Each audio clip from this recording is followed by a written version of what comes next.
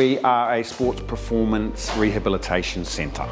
Okay, so what we're doing here tonight, as we can see, I've brought some pretty cool gear in.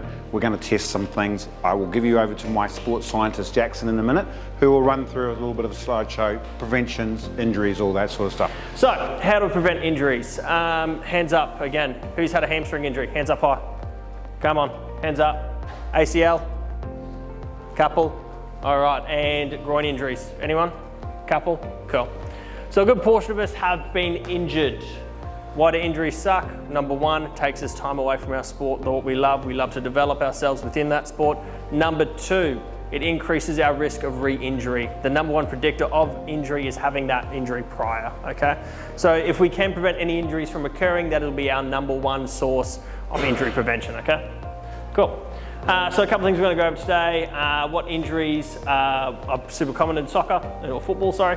What are the risk factors and some prevention strategies that we can go through. Cool, so as we said before, Division 1 Performance is a dedicated sports rehabilitation performance centre here in Capalaba. All we're trying to do is work with you guys, keep you healthy, keep you happy. As I said before, the big three for football: hamstring, ACL and groin. All right, so for some of our injuries, particularly our hamstring and our groin, we can predict it really well. ACL's less so, okay?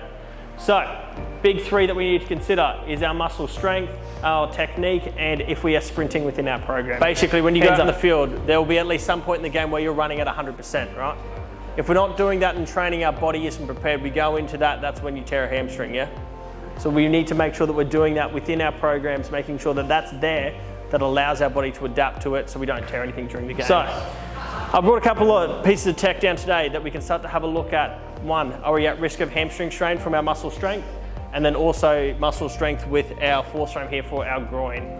So while Jake here is going to jump up on the Nord board, he's going to do a little test for us, and then I'm going to get a couple of you guys up to have a go, see if you're at risk of injuries. All right, nice and slow for me. So you want to squeeze your glutes as hard as you can, fall over as slow as possible, a little bit slower than Jake ideally.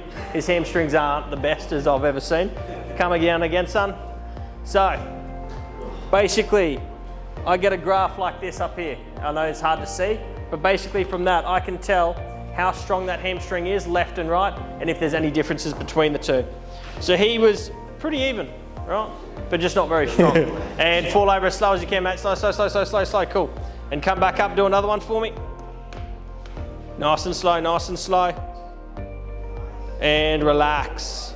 All right, jump up. Relax for me. So, who do you think he got there? 360. Just 410. Just less. Well, what we saw was a 15% difference between his left and his right leg. What leg do you reckon is stronger? Right. Your left leg is stronger by, so your left leg hit 370, your right leg hit 315. So for you, that means that you're at a massively increased risk of chance of tearing that right hamstring. About 50% high chance. And fall over, nice and slow.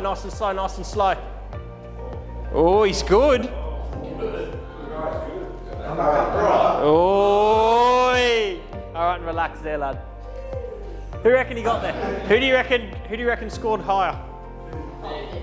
You killed him. Average of 407. Ooh. Holy shit. Yeah.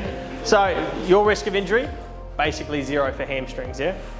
Because they're super strong, you're really even, there's only about a 2% difference between your left and right, meaning that you're pretty good, yeah? So basically, he's gonna jump in. All right, and he's gonna basically squeeze in as hard as he can on this and then press out as hard as he can. Squeeze, and relax, and push out. Squeeze, and relax. So what we saw is his glutes on the outside are way stronger than the adductors, the muscles on the inside, which means that he's probably at a higher risk of a groin injury if he was to start playing football, yeah? A lot of change of direction, really targeting those adductors, probably a high likelihood of injury. So the thing about Nordics is it's the only exercise that's been proven to reduce risk of injury by a significant amount for your hamstrings, yeah? So no matter what you do, the Nordic is probably the key exercise that you guys need to be doing. The only issue with them is you need to do them constantly, be consistent with them. The adaptation or the benefit that you get from it disappears after 2 weeks. So unless you constantly do them in the season, you're losing that within 2 weeks, which is that. All right, jump and land. Cool. What happened at his knees? Stay straight, they're locked. Well, when he landed, jump up and do another one. Watch what happens when he lands. They'll do that, right?